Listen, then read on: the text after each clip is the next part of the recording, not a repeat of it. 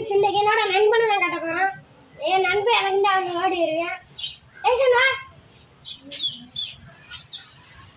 ஏசன் சாமி தண்ணி ஊத்தி குளிக்கடா. நான் வரேன். நீ என்னோட நாய் நண்பன். நான் செஞ்சு சொல்றேன் நான் கேட்டேன். வாளில தண்ணி திறந்து விட்டு சாமி தண்ணி நல்லா மிக்ஸ் பண்ணி இன்னைக்கு இவனை குளிப்பாட்ட போறோம். சரிடா கழுவுடா, நீ தான்டா கழுவுன. நாய்